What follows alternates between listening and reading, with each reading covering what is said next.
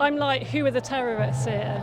Who are the terrorists? Is it the government who is actively participating in Israel's genocide? Are they the terrorists, or are the people who are trying to stop that the terrorists?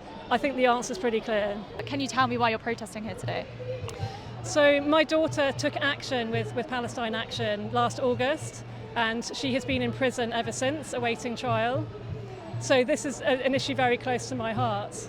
I think it's a massive, repressive, devastating move. I am devastated by this move on behalf of governments to ban Palestine Action and effectively prescribe them as a terrorist group.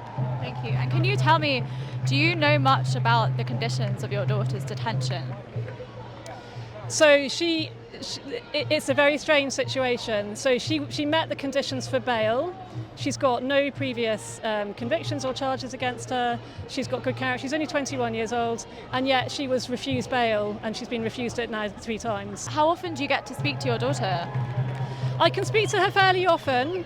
In the early days, it was nearly 2 weeks after her arrest that I was able to speak to her, because she was arrested under the Terrorism Act, and she had no contact allowed with any family or friends for 5 days, and then she was put in prison, and she was still not allowed until security clearances, so it was nearly 2 weeks. It was the worst time of my life. And as a mother, you can look behind you, you can see there's many people here to show solidarity with Palestine Action today. How does that make you feel? Yes, it's heartwarming. We need this. We need the whole country to be standing behind Palestine Action at this time. I think some people have felt nervous of it because, they break the law. They're seen as a little bit scary and on the edge.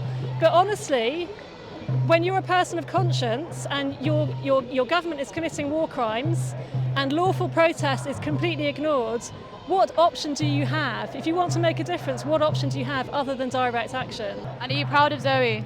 I'm extremely proud of Zoe. I could not be more proud. So Amnesty International have come out against this, Liberty have come out against this, and they have explained that even using the words Palestine Action, supporting them in any way, supporting their cause in any way, wearing a t-shirt with a Palestine Action logo could land you in prison for up to 12 years.